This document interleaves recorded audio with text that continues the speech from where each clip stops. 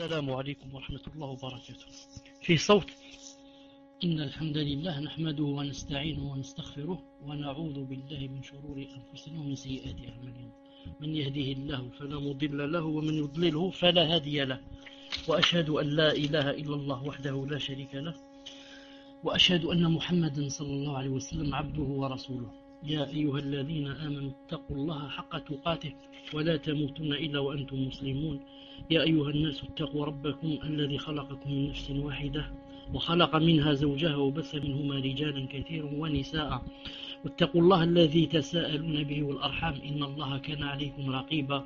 يا أيها الذين آمنوا اتقوا الله وقولوا قولا سديدا يصلح لكم أعمالكم ويغفر لكم ذنوبكم ومن يطع الله ورسوله فقد فاز فوزا عظيما. ألا إن أصدق الكلام كلام الله وخير الهدي هدي محمد صلى الله عليه وسلم وشر الأمور محدثاتها وكل محدثة بدعة وكل بدعة ضلالة وكل ضلالة في النار. أما بعد مرحبا بكم en cette soirée du lundi 12 Jumada 2 1429 de l'Hégire, ce qui concorde avec le 16 juin 2008 du calendrier chrétien. Nous sommes toujours avec la personnalité de la musulmane. Nous sommes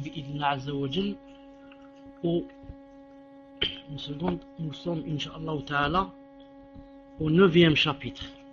Il reste un dernier chapitre Inch'Allah Ta'ala. Donc nous sommes au 9e chapitre. Disons, vous savez que les cours qui ont trait à la personnalité de la musulmane sont divisés en 10 chapitres. Nous sommes au 9e.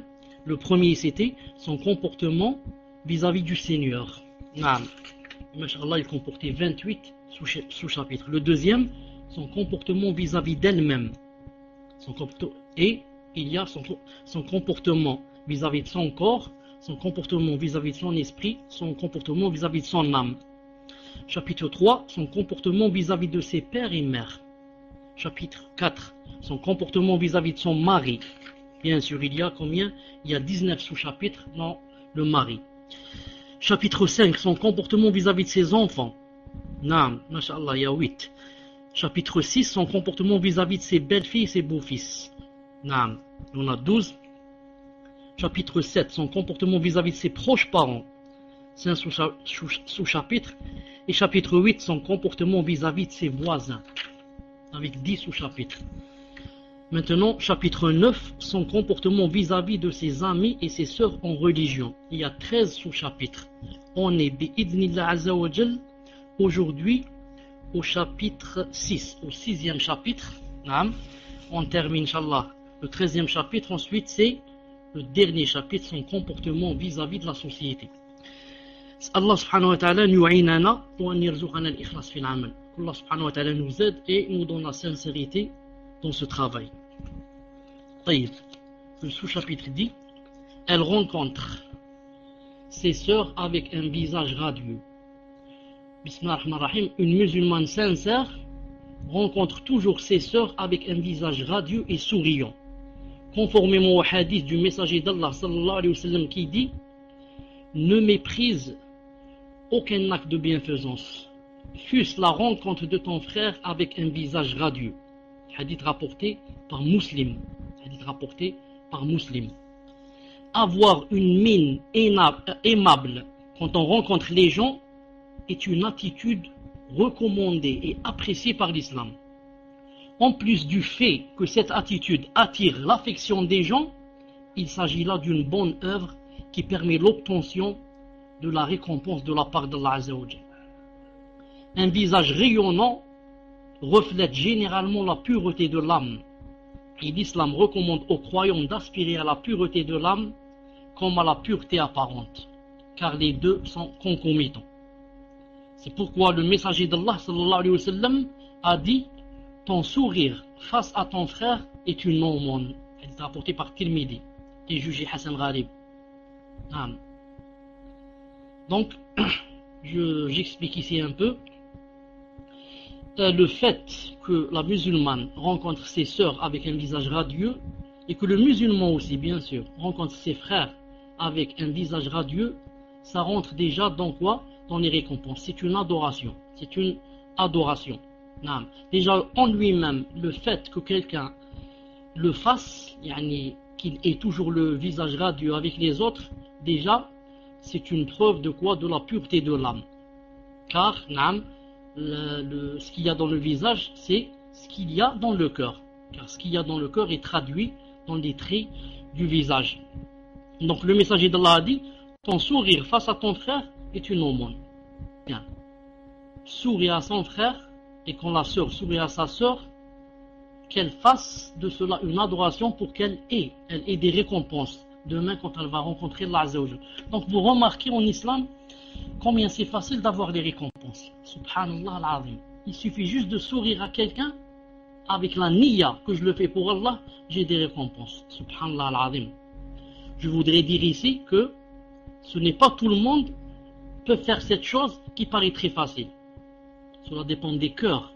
C'est pourquoi on peut, et même on est obligé de se forcer des fois pour apprendre à faire cette chose. Même des fois, on ne veut pas sourire, on se force. On dit je dois sourire à mes frères et mes sœurs car ça joue un grand rôle. Ça joue un grand rôle. Ensuite, je suis en train d'appliquer un des hadiths du messager d'Allah sallallahu alayhi wa sallam. Le messager d'Allah sallallahu alayhi wa sallam avait une allure accueillante et rencontrait toujours ses compagnons avec le sourire. On rapporte à ce sujet que l'éminent compagnon Jarir ibn Abdullah al-Bajali, qu'Allah Ta'ala l'agrée, a dit: depuis ma conversion à l'islam, le messager d'Allah sallallahu alayhi wa sallam ne m'a jamais fui et il ne m'a jamais rencontré qu'en souriant. Il ne m'a jamais rencontré qu'en souriant. Hadith rapporté par Bukhari et Muslim. L'échange des salutations, la mine aimable, le sourire, la parole douce et la cordialité entre les croyants, lorsqu'ils se rencontrent, sont des pratiques que l'islam a recommandées. Pourquoi? Afin de consolider les liens de fraternité et d'affection entre les musulmans.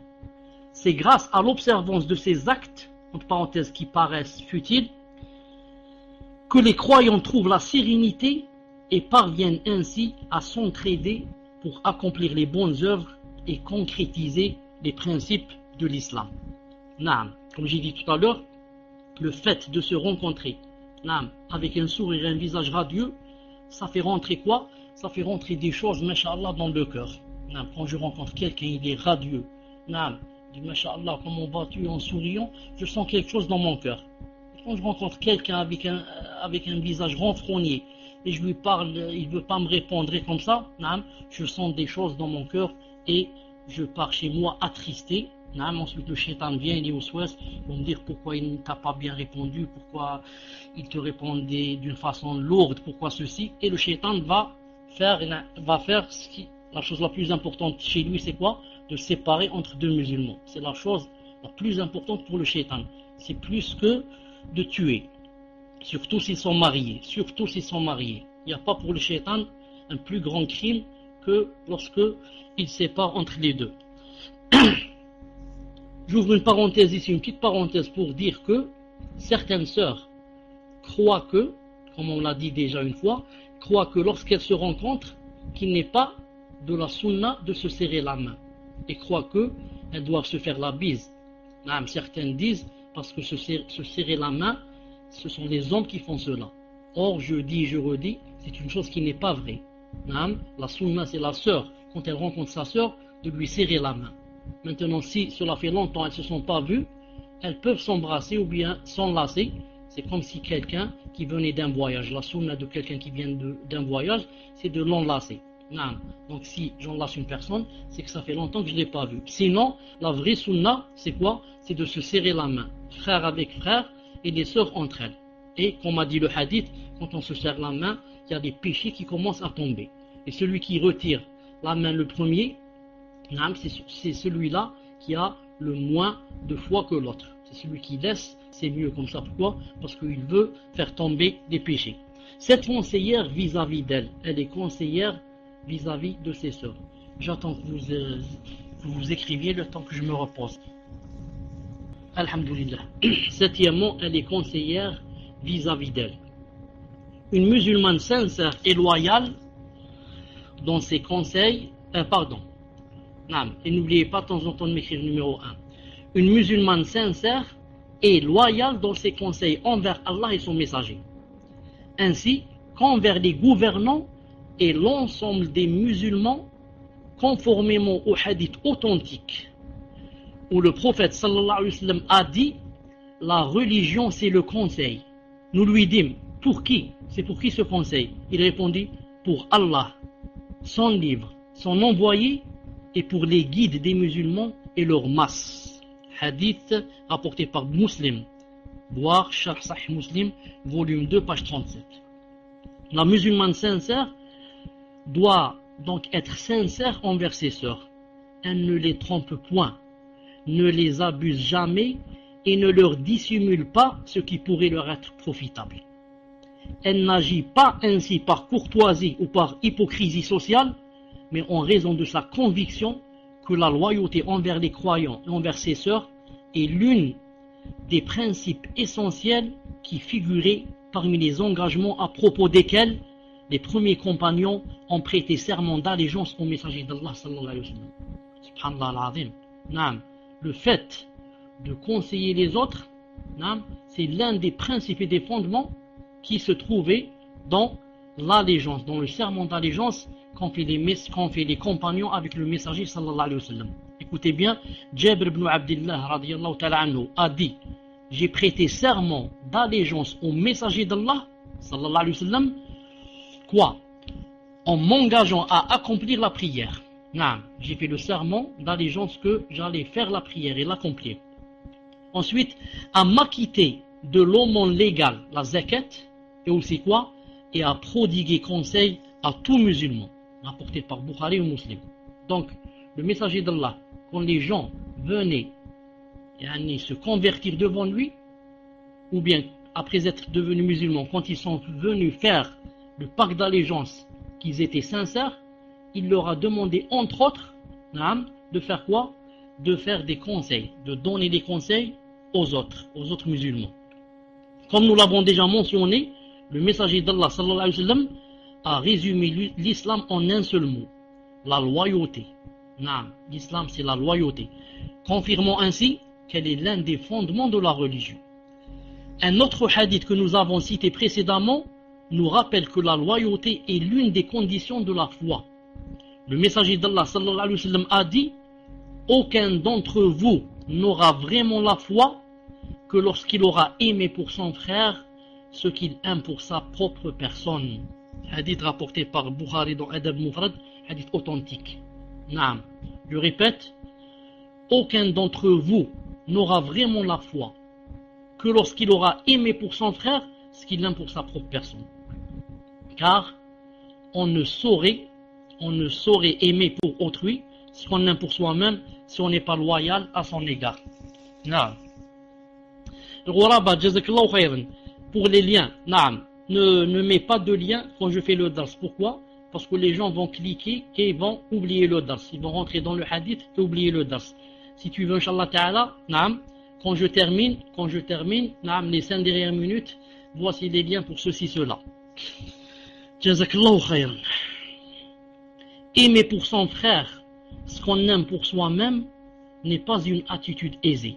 C'est plutôt un objectif difficile que ne peuvent atteindre que ceux dont les âmes ont été purifiées de l'égoïsme, de la haine et de l'envie maladive. Vous avez écouté ce qu'il a dit? Aimer pour son frère ce qu'on aime pour soi-même n'est pas une chose simple et aisée. C'est plutôt un objectif difficile que ne peuvent atteindre que les personnes dont les âmes ont été purifiées de l'égoïsme, de la haine et de l'envie maladive. Or, seul l'islam permet l'élimination de ces sentiments d'inimitié grâce à l'esprit affectueux qu'il enracine dans les âmes croyantes. Il n'y a donc que la musulmane sincère qui peut atteindre ce niveau d'altruisme, car elle sait qu'il représente l'une des conditions principales de la foi et qu'il est l'un des fondements de la religion. Cela devient pour elle une attitude spontanée et même naturelle, au point que ses amis et ses sœurs en sa religion se fient à elle pour se rectifier, pour rectifier leur conduite, comme on se fait à un miroir pour soigner son apparence. Masha'Allah, quand la personne, que ce soit un frère ou une sœur, atteint le niveau où ses amis, ses coreligionnaires viennent se fier à elle pour lui demander conseil et pour vouloir se rectifier, c'est qu'elle a atteint un degré, masha'Allah Azzawajal. Elle est devenue un miroir.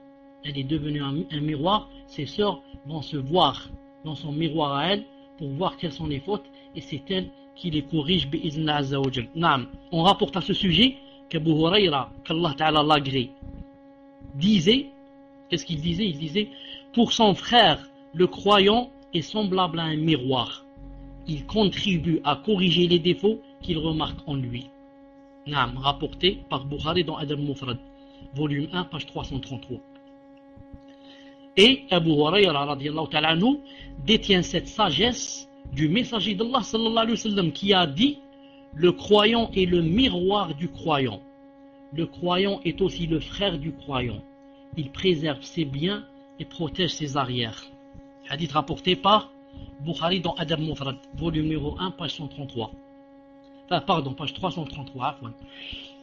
Là, j'ouvre une petite parenthèse. Naam, alhamdoulilah que ça m'est venu maintenant à l'esprit.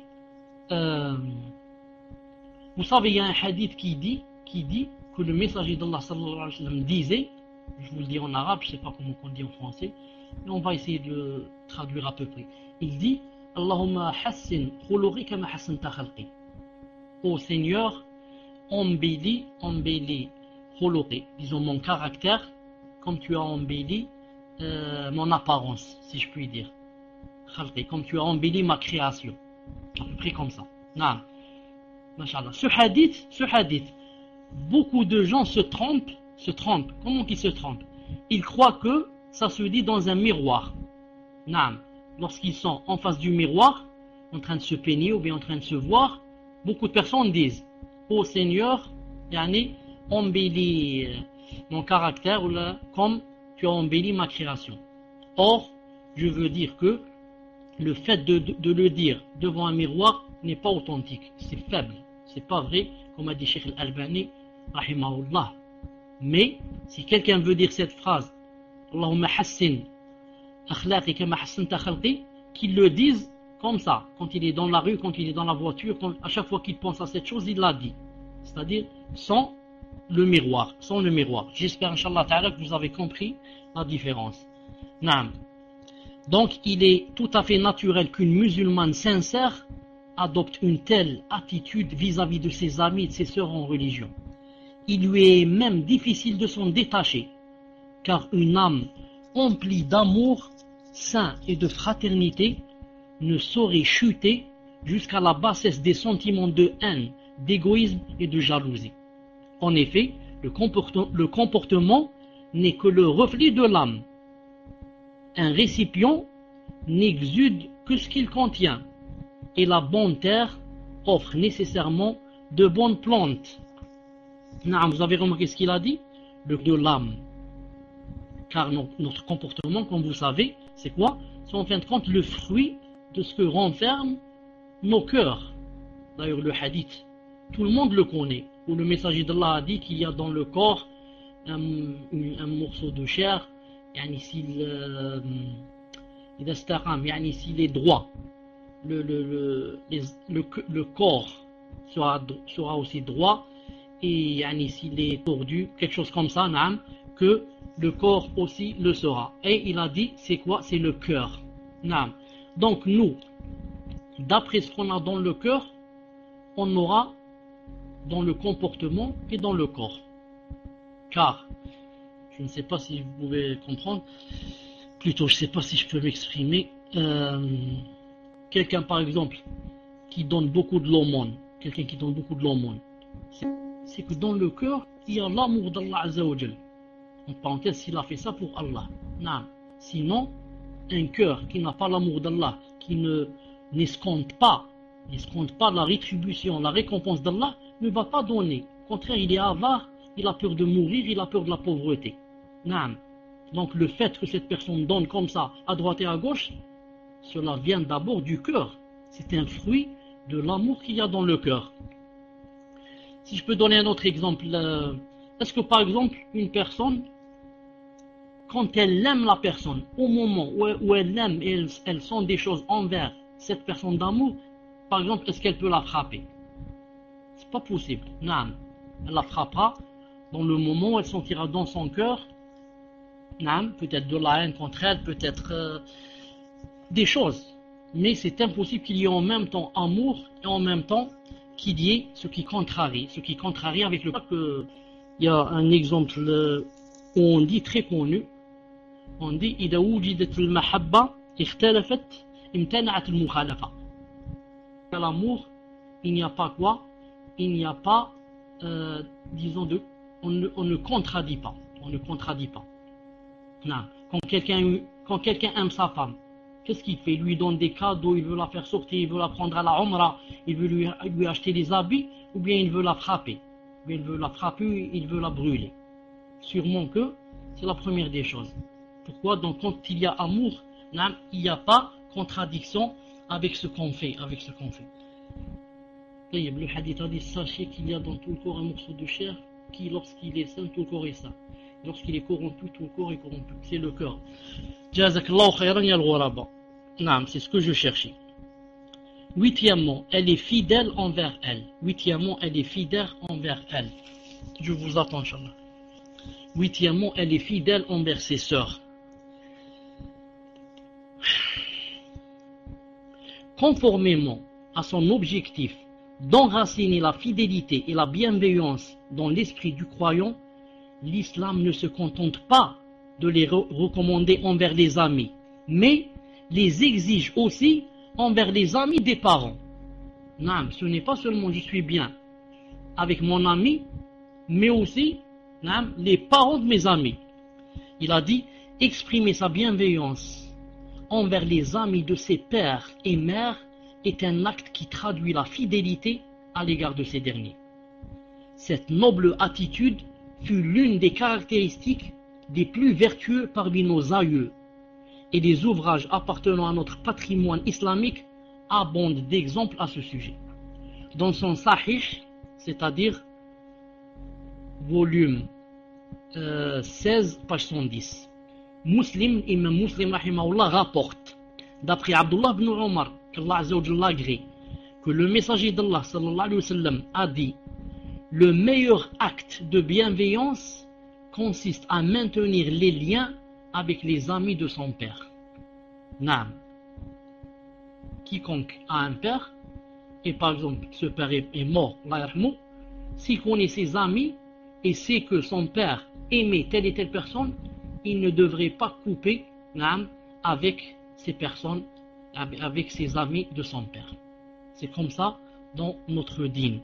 Le hadith suivant reflète que le messager d'Allah sallallahu alayhi wa sallam s'évertuait à enraciner les valeurs de bienveillance et de fidélité dans les esprits de ses compagnons et par conséquent les recommander à tous les croyants.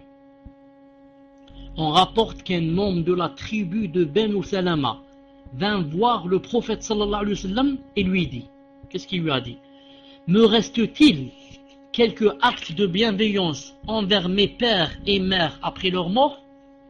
Donc, ce compagnon radiyallahu ta'ala anhu a posé la question au messager d'Allah sallallahu alayhi wa sallam. Il lui a dit, mon père et ma mère sont morts. Est-ce qu'il reste quelque chose que je fasse pour eux maintenant qu'ils sont morts, ou bien après qu'ils sont morts? Oui, lui répondit le messager d'Allah. Priez pour eux, implorez le pardon d'Allah en leur faveur, exécutez leur testament, assurez le maintien de leurs liens de parenté qui leur incombaient et avoir des égards vis-à-vis de leurs amis. Hadith rapporté par Ibn Hibban dans son Sahih, volume 2, page 162. Volume 2, page 162. Un autre hadith nous apprend qu'après la mort de son épouse Khadija, radiyallahu ta'ala anha, le messager d'Allah continuait à maintenir les liens d'amitié qu'elle avait, et ce, en accordant sa bienfaisance et sa bienveillance aux amis de l'illustre défunte Khadija radiallahu ta'ala anha, au point que cette chose irrita notre mère Aïcha radiallahu ta'ala anha. Ce comportement du prophète sallallahu alayhi wa sallam devrait servir de modèle à toute musulmane sincère en matière de bienveillance et de fidélité. On rapporte que notre mère Aïcha radiallahu ta'ala anha a dit: je n'ai jamais été jalouse de l'une des épouses du prophète sallallahu alayhi wa sallam comme je l'ai été de Khadija, qu'Allah l'agrée. Je ne l'ai jamais vue, mais il en parlait souvent. Quand il lui arrivait d'égorger un mouton, sallallahu alayhi wa sallam, il en découpait les membres, puis les envoyait aux amis de Khadija. Amis avec IES, aux amis de Khadija. Il m'arrivait alors de lui dire, qu'est-ce qu'elle lui dit, radiallahu ta'ala Aïcha, qu'est-ce qu'elle lui dit? Elle lui dit, comme s'il n'y avait en ce monde que Khadija. Naam, toi, pour toi, c'est comme il ne reste en ce monde que Khadija. Yani celle-là, toi tu peux pas l'oublier.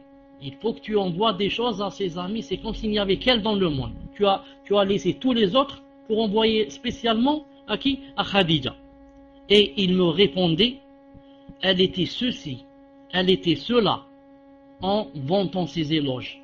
Elle a fait ceci, elle a fait cela pour moi, elle était ceci, elle était cela. Et ensuite il dit, et j'ai eu d'elle des enfants, et j'ai eu d'elle des enfants.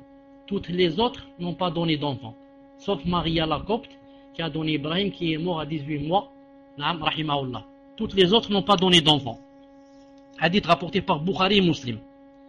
Dans une autre version, il est dit, quand il égorgeait un mouton, il en envoyait une part assez suffisante aux amis de Khadija, radiyallahu ta'ala anha. Voir Fath al-Bari, volume 7, page 133. Naam. Et dans un autre hadith qui se trouve dans Sahih al-Bukhari, qu'une fois, on a frappé à la porte. Et le messager d'Allah a entendu celle qui frappait à la porte, qui demandait la permission, si elle pouvait rentrer, a entendu la voix de Hala. Hala, radiallahu ta'ala anha. Hala, c'est qui? C'est la sœur de Khadija. Hala bint Khuwaylid, la sœur de Khadija, radiallahu ta'ala anha. Alors le messager d'Allah, quand il a entendu sa voix, et bien sûr sa voix ressemblait beaucoup à la voix de la sœur. Vous avez remarqué que dans la famille, la plupart ont la même voix, vous avez remarqué. Même les grands chanteurs, vous remarquez leurs enfants aussi, des voix qui leur ressemblent, qui ressemblent au père, et comme ça. Quand il a entendu la voix de Hala, et sa voix ressemblait beaucoup à celle de sa sœur Khadija radiallahu ta'ala anha, le messager d'Allah s'est précipité comme ça, et s'est levé pour l'accueillir, et s'est levé pour la faire rentrer, pour lui permettre de rentrer. Alors Aïcha radiallahu ta'ala anha, bien sûr, par jalousie, n'a pas pu se contenir, notre mère radiallahu ta'ala anha, et a dit au prophète sallallahu alayhi wa sallam, elle a dit faghirtu, elle a dit j'ai été jalouse. Alors je lui ai dit ma tadhkuru min ajouzin min ajaiz Quraysh. Ah, qu'est-ce que tu penses, qu'est-ce que tu dis d'une vieille, une vieille des vieilles de Quraysh? Elle parlait de Khadija radiallahu ta'ala, une vieille de Quraysh, hamra ishidqayn halakat fi ad-dahr qad abdalaka Allah khayran minha. Naam. Maintenant tu parles d'une vieille de Quraysh qui, elle voulait dire à peu près, qui a même perdu ses dents, naam, et qui est morte, ça fait un lustre de temps. Et en plus de cela, que Allah Ta'ala t'a donné mieux qu'elle. Allah Ta'ala t'a donné mieux qu'elle, c'est-à-dire t'a donné moi. Et ça veut dire je suis mieux qu'elle. De toute façon, la jalousie chez les femmes, naam, c'est connu. Surtout. Et Aïcha radiallahu ta'ala anha, notre mère, qu'Allah Ta'ala l'agrée, était très jalouse. Naam, était très jalouse. Au point où une fois, vous savez que le messager d'Allah sallallahu alayhi wa sallam, vous savez que spécialement à lui, il lui a été permis d'épouser une femme sans son wali, sans son tuteur. C'est pour ça que certaines femmes allaient chez lui et se proposaient. Allaient chez lui et disaient à Rasulullah, est-ce que vous voulez de moi, c'est-à-dire comme épouse. Et une fois, une femme est allée au messager d'Allah sallallahu alayhi wa sallam, le hadith bien sûr il est authentique dans Bukhari et Muslim, et elle lui a dit, ya Rasulallah, est-ce que vous voulez de moi, comme ça devant un groupe de gens. Le messager d'Allah a baissé la tête, ensuite l'a vu, a remonté la tête comme ça, des pieds, ensuite, il n'a pas répondu. Il n'a pas répondu. Alors un autre a dit, ya Rasulallah, si tu me maries avec elle, et vous connaissez l'histoire, il lui a dit, tu as la dot, il a dit j'ai pas, il lui a dit alors va chercher une bague en fer, il n'a pas trouvé, et il l'a marié avec le Coran. Al-Muhim. Le témoin c'est quoi? C'est que quand Aïcha radiyallahu ta'ala anha a entendu cette chose qui s'est passée et que les femmes allaient devant le messager d'Allah pour se proposer, elle a été jalouse, vraiment jalouse. Vraiment jalouse. Elle a dit, la femme n'a pas honte, la femme, c'est-à-dire en général comme ça, la femme n'a pas honte, elle va chez les hommes, elle se propose, elles n'ont pas honte les femmes. Elle l'a dit par jalousie.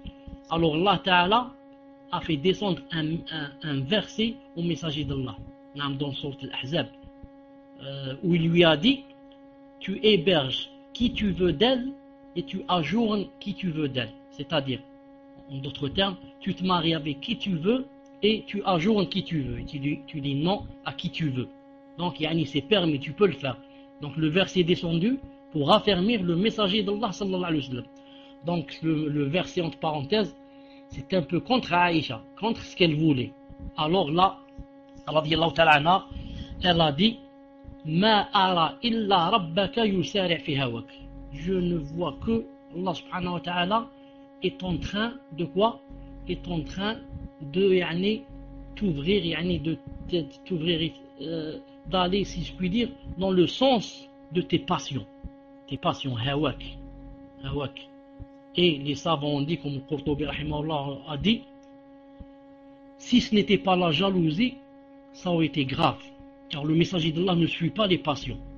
Mais il a dit, vu que ce qui a poussé notre mère Aïcha à dire cette chose, c'est la jalousie. Il a dit, avec la jalousie, cette chose est permise et plus encore, plus que cette chose est permise, avec la jalousie. Il a dit, c'est pour ça que ce qu'elle a dit notre mère ici n'est pas grave. Pourquoi? Parce que ça provient de la jalousie. Sinon, dire que le messager d'Allah suit les passions, ça peut entrer dans le coffre. Non. Mais, c'est pour ça que le Qurtubi a dit, si elle avait dit, je vois qu'Allah Ta'ala est en train de satisfaire tes désirs, ou tes souhaits, c'est mieux que de dire, tes passions. Mais il a dit, puisque c'est la jalousie, tout le monde sait que avec la jalousie, beaucoup de choses sont permises. D'ailleurs, en général, je veux dire que la jalousie, c'est un signe, c'est pas un signe de maladie, c'est le contraire. Je pense, wallahu a'lam, que la femme, surtout l'épouse, qui n'est pas jalouse, celle-là, elle doit aller se faire soigner. L'épouse qui n'est pas jalouse de son mari, elle n'est pas naturelle. D'ailleurs, regardez Aïcha radiyallahu ta'ala et regardez la jalousie qu'il y avait entre elle et les autres épouses du messager d'Allah sallallahu alayhi wa sallam. Daqiqa. طيب. Attendez que je sache où j'étais.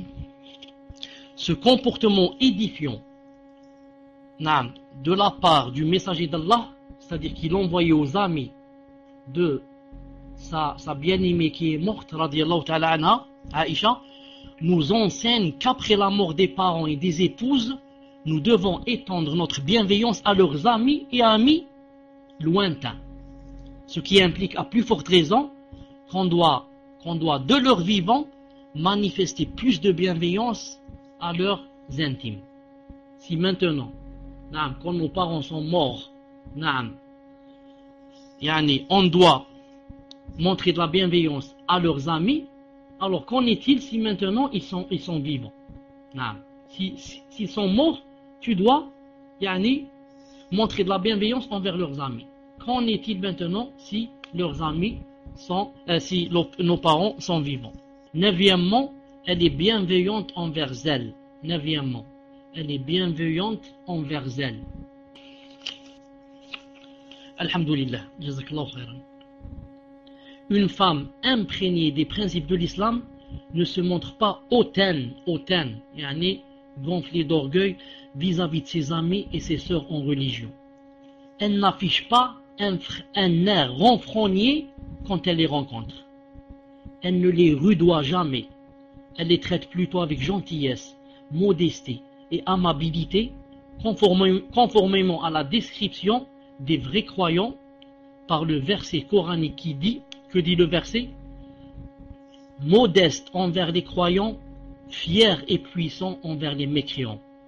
Sourate 5, verset 54. Allah Ta'ala fait l'éloge des croyants. Qu'est-ce qu'il dit d'eux? Comment qu'ils sont? Ils sont modestes envers les croyants et fiers et puissants envers les mécréants. C'est comme ça que normalement on doit être. Entre nous, les frères et les sœurs entre elles, on doit être très modeste. Mais avec les kuffars, on doit être fier. On se montre puissant. Ma'al asaf, par malheur, chez beaucoup de gens c'est le contraire. Quand ils sont avec leurs frères et leurs sœurs, ils se montrent fiers. Et ils veulent montrer qu'ils sont X et Y. Et quand ils sont devant des kuffars, ils sont là, c'est le grand respect, c'est la révérence, c'est le bon comportement. Allahu Akbar. C'est tout à fait le contraire qu'il fallait faire. C'est tout à fait le contraire. C'est avec le musulman que tu es modeste, que tu montres que tu ne vaux rien. Je ne suis rien devant vous. Devant le kuffar, je montre ma fierté que je suis musulman, j'ai pas honte, je n'ai honte de personne. C'est le moment de la salade, je vais faire la salade. Si c'est mon djilbab, je le mets, je n'ai honte de personne. Maintenant, comme je l'ai dit, c'est le contraire. Beaucoup de gens, quand ils voient le kafir avec les cheveux blancs et Jacqueline avec les cheveux blancs aussi, la sœur devient très faible devant elle et le frère devient très faible devant Jacques. La sœur devant Jacqueline et le frère devant Jacques. Ils deviennent très faibles. Alors que ce Jacques et cette Jacqueline, tant qu'ils ne sont pas rentrés en islam, ce sont des pauvres, ce sont des mesakines. Ce sont comment on appelle ça? Des mouches, des mouches. Elles ne sont rien, bi'idhnillah ta'ala. Quand je dis elles sont rien, ça ne veut pas dire que je vais avoir un mauvais comportement, et je vais les voler ou leur mentir. Je dis, qu'est-ce qu'elles valent chez Allah subhanahu wa ta'ala? Elles ne sont rien. Le pauvre là-bas, avec les souliers déchirés et les vêtements délabrés, le pauvre là-bas, le croyant qui est là-bas, il est 10 000 fois mieux que. Pourquoi? Il a la foi dans le cœur. Il adore Allah et il attend le fait de rencontrer Allah Azza wa Jal. Tandis que les autres n'attendent rien. Ils vivent pour manger et jouir de cette vie et de ses plaisirs. C'est tout. Ils vivent pour cela. Taïb. Ainsi, l'esprit qui doit dominer les rapports entre croyants,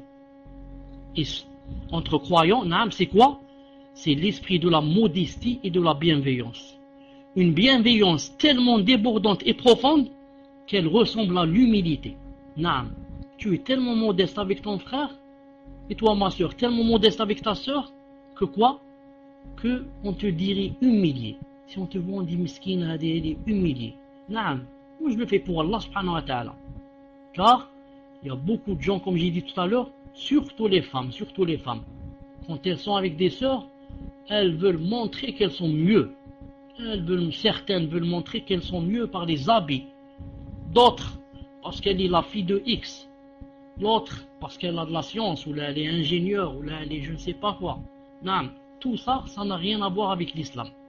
L'islam, quand tu rencontres ton frère, ta soeur, tu deviens très modeste. Si on est assis en groupe, et je sais qu'il y a quelqu'un qui a plus de science que moi, je ne parle pas. Même si on me pose la question, on me dit par exemple, cher, que pensez-vous de ceci, cela? Je dis à l'autre qui est mieux que moi, je le connais, subhanallah, je le connais, il a plus de science que moi. Je lui dis, réponds, réponds. C'est lui qui répond, pas moi. Il y a des gens qui, subhanallah, veulent se montrer. Veulent se montrer et veulent présider les assises. S'ils sont dans une assise, il faut que tout le monde dise, cette personne c'est la meilleure, cette personne c'est ceci, cela. Toutes ces choses, bien sûr, font partie des maladies du cœur. Le cœur a beaucoup de maladies, comme vous devez savoir. Le messager d'Allah sallallahu alayhi wa sallam, en recommandant la bienveillance en tout acte, il a dit: la bienveillance ne fait qu'embellir les choses qu'on fait, tandis que son absence ne fait que les enlaidir. Hadith rapporté par Muslim. La bienveillance ne fait qu'embellir les choses qu'on fait, tandis que quand il n'y a pas bienveillance, ça ne fait qu'enlaidir les choses, elles deviennent moches. Cette bienveillance fut l'une des caractéristiques de la personnalité du messager d'Allah sallallahu alayhi wa sallam. En contemplant sa biographie, on découvre qu'il agissait constamment et en toutes circonstances avec bienveillance, douceur et gentillesse. Dans son comportement sallallahu alayhi wa sallam avec les gens, il n'a jamais affiché une attitude rébarbative et ne s'est jamais servi de termes rudes en s'adressant à ses compagnons. D'ailleurs, le Coran l'a décrit, sallallahu alayhi wa sallam, en disant: mais si tu étais rude, au cœur dur, il se serait dispersé autour de toi. Sourate 3, page 159. Sourate 3, verset 159. Anas radiyallahu ta'ala anhu, le serviteur fidèle du compagnon sallallahu alayhi wa sallam, décrit le noble comportement du messager d'Allah en ces termes. Il a dit: j'ai été au service du messager d'Allah pendant 10 années. Il ne m'a jamais dit fi, ni pourquoi as-tu agi de la sorte à propos d'un de mes actes, ni tu aurais dû faire telle chose pour une tâche que je n'ai pas accomplie. Rapporté par Bukhari et Muslim. Non. Il dit aussi, c'est-à-dire Anas, il dit aussi: le messager d'Allah sallallahu alayhi wa sallam ne faisait usage ni d'injures, ni de mots obscènes, ni d'imprécations. Dans ses reproches, vous savez qu'est-ce qu'il disait? Dans ses reproches, il disait: qu'a-t-elle? Quand on lui parle d'une femme, elle a fait ceci, cela, il dit: qu'a-t-elle? Que son front soit plein de poussière. Rapporté par Bukhari. Subhanallah al-Azim. Qu'a-t-elle? Ensuite, il fait quoi? Il fait une doua contre elle. Quelle est la doua? Qu'elle aille à Jahannam, qu'elle aille en enfer, qu'elle soit maudite. Jamais de la vie, écoutez ce qu'il dit. Que son front soit plein de poussière, c'est tout. Il dit même pas que son front soit brûlé en enfer. Jamais. Que son front soit plein de poussière. Maintenant, si jamais mon front, Allah Ta'ala exauce au messager d'Allah et mon front se remplit de poussière, je l'essuie, je lave mon visage et ça se termine. Regardez les doigts du messager d'Allah sallallahu alayhi wa sallam. Dixièmement, elle ne médit pas d'elle. Elle ne médit pas d'elle, de ses sœurs. Alhamdulillah. La médisance est interdite par un verset explicite du Coran. Allah Ta'ala a dit: ne médisez pas les uns des autres. L'un de vous aimerait-il manger la chair de son frère mort? Vous auriez cela en horreur. Craignez Allah, car Allah est accueillant au repentir et très miséricordieux. Sourate 49, 12. Sourate 49, 12. Une seconde, Inch'Allah. Je disais, une musulmane consciencieuse et avisée ne se laisse donc pas attirer par la médisance. Lors de ses rencontres avec les autres sœurs, elle s'abstient de médire des autres, notamment ses amis. Quand elle constate que la conversation est axée,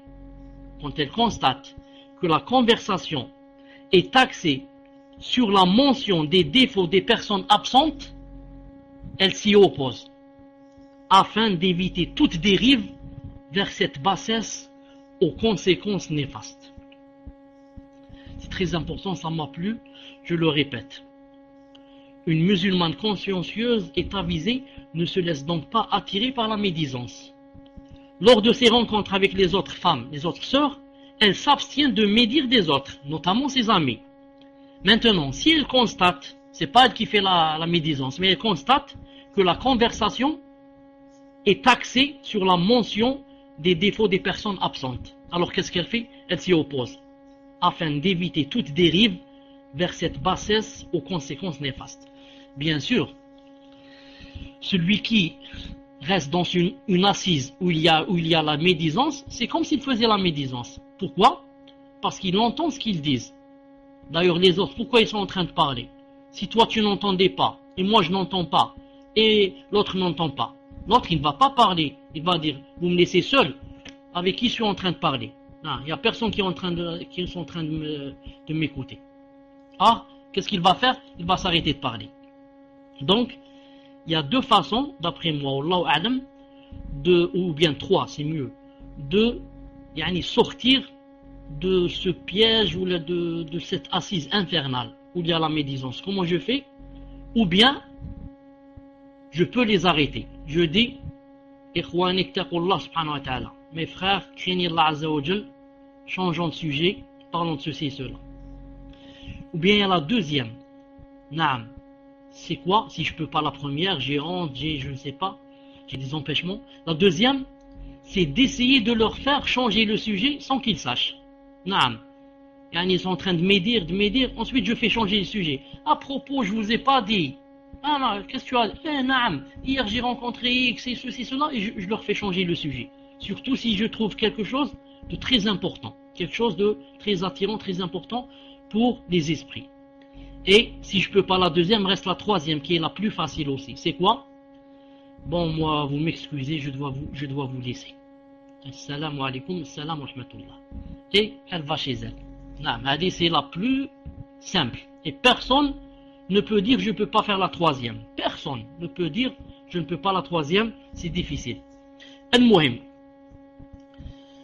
Voyez, ce comportement, le fait qu'elle s'y oppose, par exemple, et qu'elle n'accepte pas la médisance, est dicté par sa piété, ainsi que par sa conviction que les mauvais propos sont susceptibles de mener celui qui les profère vers l'enfer. Dans un hadith bien connu, le messager d'Allah sallallahu alayhi wa sallam a dit à Mu'adh ibn Jabal, radiyallahu ta'ala anhu, en saisissant sa langue, il a saisi sa langue, il lui a dit, retiens ça. Regardez, le messager d'Allah sallallahu alayhi wa sallam, il met sa main dans sa langue. Il lui dit, retiens ça. Au prophète d'Allah, lui demanda Mu'adh, même ce que nous prononçons nous sera reproché.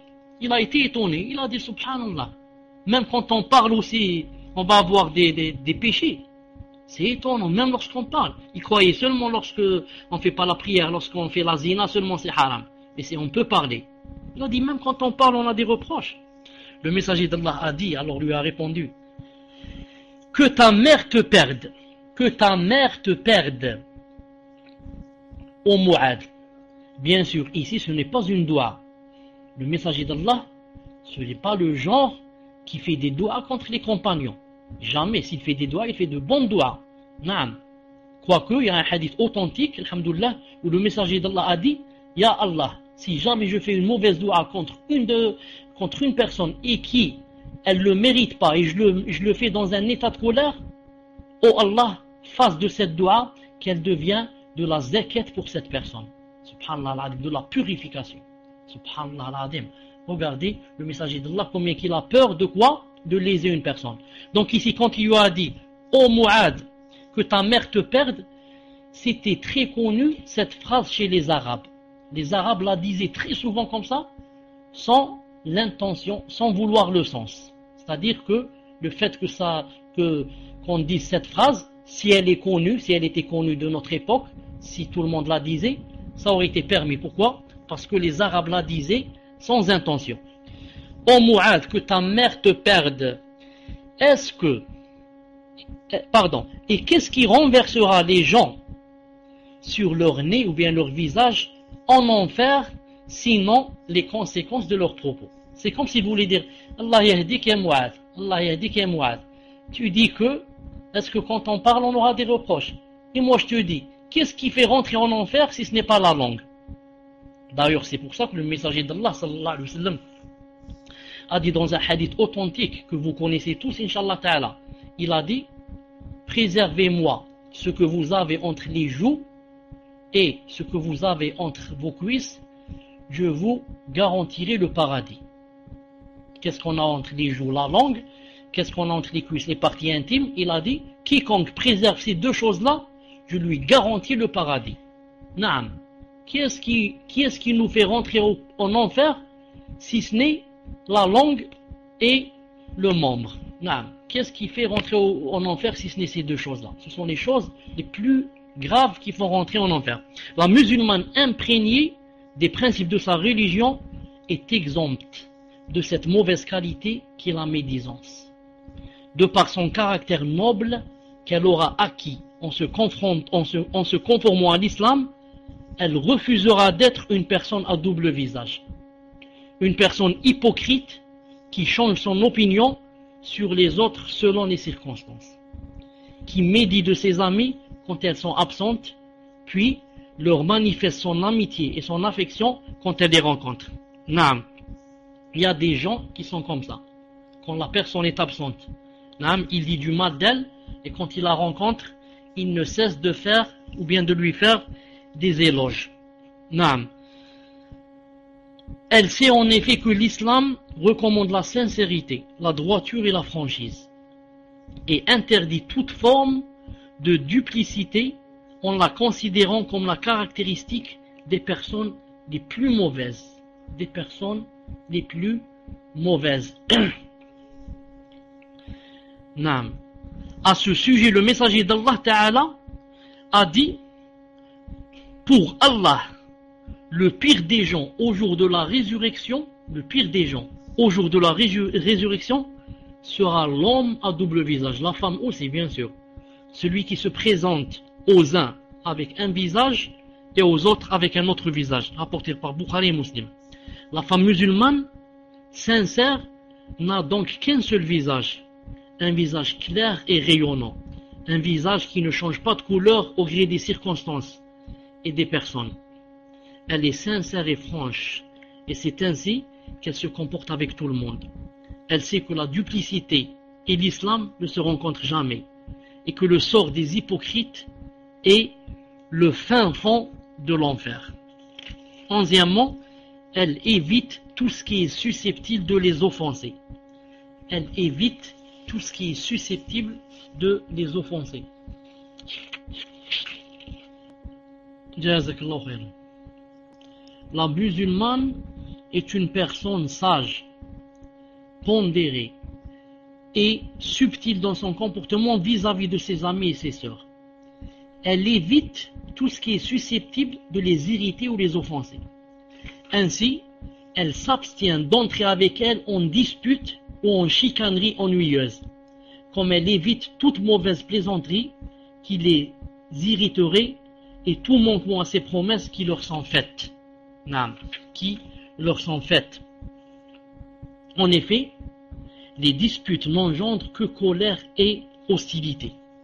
Les plaisanteries blessantes ne font qu'entacher la relation entre les deux sœurs, et le manque aux promesses ne suscite qu'un manque de respect qui fragilise les liens d'amitié. Pour sa part, la musulmane avertie évite tous ces maux dans ses relations sociales, car il porte atteinte à ses sœurs et ne lui attire aucun profit, sinon son dénigrement. Ici, je vais ouvrir une parenthèse. Quand je parlais tout à l'heure de la médisance, je voudrais ouvrir une petite parenthèse pour vous dire que ne rentre pas dans la médisance quand par exemple on met en garde contre une personne qui par exemple a une mauvaise aqida. Là, une personne par exemple qui est contre le minhaj, une personne qui est contre le minhaj et qui parle sur les savants, une personne qui n'arrête pas d'insulter par exemple Ibn Uthaymin, Al-Albani, ceux-ci et ceux-là. Ça ne rentre pas dans la médisance si tu dis aux gens faites attention à cette personne. Ça ne rentre pas dans la médisance. Bien au contraire, tu auras, Inch'Allah Ta'ala, tu auras des récompenses si tu le fais pour Allah Subhanahu wa Ta'ala. Si tu le fais pour Allah Azza wa Jal, tu auras des récompenses. Il y a des gens qui insultent les savants, etc. et des sœurs qui يعني insulte Cheikh Ibn Uthaymin et comme bien sûr des takfiriyat, soi-disant des mujahidat. Elles sont appelées dans le passage que les mujahidat, mujahidat ceci, mujahidat cela. Non. Alors celle-là, si tu mets en garde contre elle, tu as des récompenses. Imagine que quelqu'un de salafi vienne demander sa main. Alors, il est obligatoire que tu mettes le prétendant en garde. Que tu lui dises, attention, je vois en toi que tu es un salafi, quelqu'un du minhaj, cela. Celle-là, je voudrais te dire que c'est une takfiriya. Elle n'arrête pas d'insulter les savants et de rire sur eux. Et de faire des éloges de Ben Laden et de je ne sais pas qui. Ça devient ici une chose obligatoire. C'est un peu aussi, ça rentre pas aussi dans la médisance, les conseils qu'on donne pour le mariage par exemple. Car le messager d'Allah sallallahu alayhi wa sallam, il y a une compagnonne radiallahu ta'ala anha qui s'appelle Fatima bint Qais. Elle lui a dit, ya Rasulallah, il y a deux hommes qui m'ont demandé la main. Le premier s'appelle Muawiyah et le deuxième Abu Jahm. Yani, qu'en penses-tu? Il a dit, quant à Muawiyah, c'est un pauvre qui n'a rien. Quant à Abu Jahm, c'est un frappeur de femmes. Il a toujours son bâton sur son cou. Plutôt épouse Oussama ibn Zayd. Regardez le messager d'Allah, quand il a parlé de Muawiyah, il a dit c'est un pauvre. Et il a parlé de l'autre, il a dit il frappe les femmes. Il a parlé d'eux en leur absence. Mais c'est pourquoi? C'est pour donner des conseils. Ce n'est pas pour faire la médisance. C'est pas parce qu'il a parlé sur les gens, mais il voulait donner un conseil à Fatima. Ensuite, il lui a dit épouse Oussama ibn Zayd, c'est mieux pour toi. Le premier, je disais, il était pauvre. Qu'est-ce que tu vas te marier toi avec un pauvre qui n'a rien? Il ne peut ni payer l'électricité, ni payer le loyer, ni acheter les vêtements, ni acheter le manger, ni. Il n'a pas le strict minimum. Comment je vais épouser quelqu'un? Pour aller avec lui, on va devant les mosquées en ton nom. Lui, il va du côté des hommes, moi du côté des femmes, et on pose un sachet devant nous, et on dit aux gens, aidez-nous. Est-ce que ça se fait ça? Non. Quant au deuxième, c'est un frappeur. Non. Et puis qu'il rentre, salam alaikum, et il donne déjà un coup sur le dos. Alors, il n'y a pas à manger, il donne un deuxième coup. Quand il lui pose à manger, il donne un troisième coup. Tu as fait la shorba, et moi j'attendais le couscous. Il frappe le troisième coup. Et comme ça, celui-là il n'arrête pas de frapper. Alors se marier avec quelqu'un qui n'arrête pas de frapper, donc on ne s'est pas marié. Ça c'est quoi? C'est le calvaire. Non, c'est le calvaire. Le messager d'Allah alayhi salam n'a jamais frappé. Al-Muhim. Reste, je préfère finir, il vaut mieux comme ça, la prochaine fois je rentre Inch'Allah dans le prochain chapitre. Elle est généreuse envers elle. 12e, elle est généreuse envers elle. La musulmane qui a parfaitement assimilé les enseignements de sa religion est une femme généreuse. De bon cœur et de manière tout à fait naturelle, elle n'hésite pas à manifester sa générosité vis-à-vis de ses amis et de ses sœurs, à les accueillir et à les inviter à partager un repas en commun. Vous avez remarqué que de nos jours, cette chose commence à s'effacer du comportement des frères et des sœurs. Maintenant, de nos jours, c'est très rare que les frères invitent les frères à la maison et que les sœurs invitent des sœurs à la maison. Mais, pour les premiers, les prédécesseurs, c'était très courant. Car ils faisaient cela en Allah Azza wa Jal. Ce n'est pas pour la personne, mais pour Allah Azza wa Jal. Car le messager d'Allah a dit, les meilleurs d'entre vous, ce sont ceux qui font manger. Ceux qui font manger les autres, c'est-à-dire les invitent et leur donnent à manger comme ça. Et remarquez que les premiers, les prédécesseurs, n'avaient rien à te donner. Et ils faisaient tous leurs efforts pour faire des assises et inviter les gens. Maintenant, nous, on a tout. Et personne n'invite son frère. Nafsi, nafsi. Chacun dit nafsi, nafsi. Au lieu de partager cette chose avec mes frères, pourquoi je ne vais pas la manger avec ma famille? Là, je la laisse, moi je la mange aujourd'hui, demain, et ça reste une semaine au frigo. Pourquoi ce n'est pas mieux? C'est pas mieux que de... Non, c'est comme ça qu'on pense, nous qui sommes, a'oudou billah, des égoïstes. Nous qui sommes des égoïstes. Taïb. Les rencontres amicales, écoutez bien ce qu'il va dire, très important. Les rencontres amicales autour d'un repas consolident en effet les rapports d'amitié entre les croyantes et accentuent le lien affectueux qui les unit. Subhanallah al-Azim. Naam. Je répète, les rencontres amicales autour d'un repas consolident les rapports d'amitié entre les croyantes et accentuent le lien affectueux qui les unit. L'essentiel, ce n'est pas qu'est-ce qu'on va manger, mais l'essentiel, c'est qu'on va se réunir pour se parler, se voir, se conseiller. C'est ça le plus important. C'est pour ça qu'il est interdit, si on nous invite, de dire pourquoi il ne nous a pas donné beaucoup à manger, pourquoi il n'y avait qu'un seul plat, pourquoi il y avait ceci. On ne t'a pas invité seulement pour manger. C'est pas le but principal. Le but principal, c'est de se rencontrer entre frères et sœurs, et de se voir et de se serrer la main et de se demander des nouvelles. C'est plus important que le manger. C'est plus important. Ces sentiments chaleureux, rappelons-le, sont presque inexistants en Occident. Allahu Akbar, écoutez ce qu'il va dire, très important. Ces sentiments chaleureux, c'est-à-dire inviter les autres, autour de quoi? Autour d'une table, pour manger par exemple, c'est presque inexistant en Occident. Si ça existe, ce sont seulement pour des intérêts. C'est pas par amour, j'aime cette personne ou bien je l'aime en Allah. Jamais de la vie. Cette personne, c'est mon directeur. Cette personne, c'est le chef de service. Cette personne, c'est je ne sais pas qui, le commissaire. Je vais les inviter, j'ai des intérêts avec eux, de grands intérêts. Naam, subhanallah al-azim. C'est ça le but. C'est ça le but. Donc pourquoi c'est presque inexistant en Occident? Car le matérialisme moderne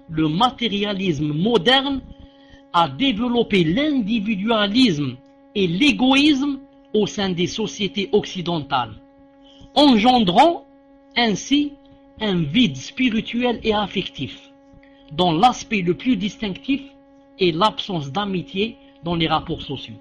Non, il n'y a pas d'amitié. Nefsi. $1, $2, je te donne 1, tu me donnes 10, je te donne 10, tu me donnes 1. C'est comme ça qu'on parle. Il n'y a pas quelque chose pour amitié ou bien quelque chose pour Allah. Il n'y a pas. La philosophie matérialiste a appauvri les rapports humains au point de pousser certains d'entre eux à combler leurs déficiences affectives humaines. Allahu Akbar. Allahu Akbar. Subhanallah al-Azim. Il y a tellement de vide dans le point où on est en train de parler, c'est-à-dire l'amitié entre la race humaine, entre les gens, que certains, ou bien la plupart, pour combler ce vide, qu'est-ce qu'ils ont fait? Ils ont donné leur amour à autre chose que la race humaine. À qui? Écoutez, l'intérêt que porte la femme occidentale aux chiens, par exemple, à Boubi et Rex,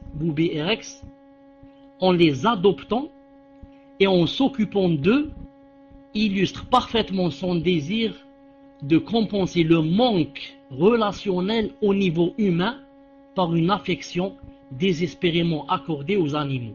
Subhanallah al-Azim. Tellement il n'y a pas d'amitié, tellement il n'y a rien entre les cœurs que les gens préfèrent donner ce qu'ils ont, les sentiments qu'ils ont dans le cœur, la douceur qu'ils ont dans le cœur, ils la donnent aux animaux. Je vais la donner aux chiens. Pourquoi?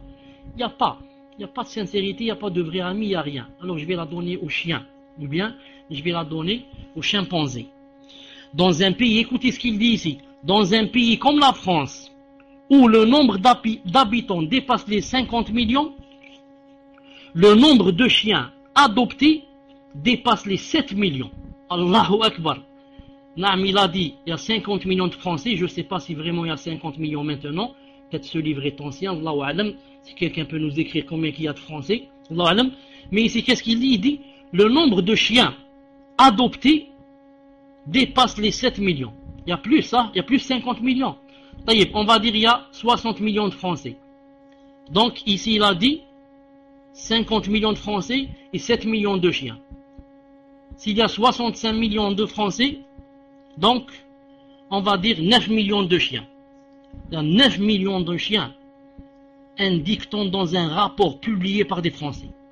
Ces chiens sont traités par leur maître comme des proches parents. C'est même devenu un fait courant de voir un chien et son maître dîner ensemble dans un restaurant. Naam. Moi, au lieu que je prenne ma femme au restaurant, ou là mon enfant, ou là mon voisin, ou là mon frère, je vais prendre Rex. Je dis à Rex, il vient, je lui dis, viens, on va manger au restaurant aujourd'hui. Tu es gâté aujourd'hui, viens, on va au restaurant. Et le pauvre là-bas, qui est en train de tendre sa main, naam, je ne le connais pas. Naam, je ne lui donne rien, peut-être je lui crache dans le visage.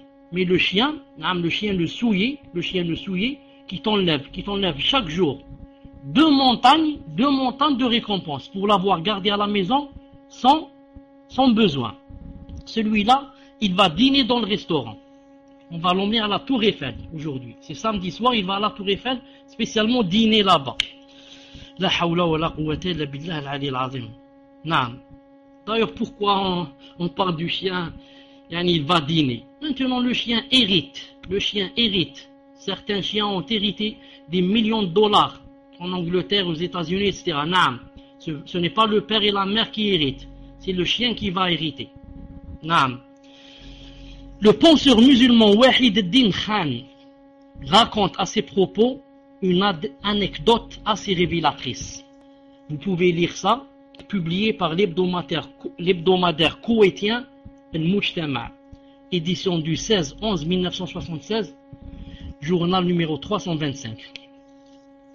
Interrogé sur les raisons pour lesquelles les Français accordent à leurs chiens le même soin qu'ils accordent à leur propre personne, un représentant d'une association qui s'occupe de la protection des animaux a répondu: c'est parce que ils désirent vouer leur amour à quelqu'un, mais ils ne parviennent pas à trouver parmi les gens celui ou celle qui le mérite. Naam.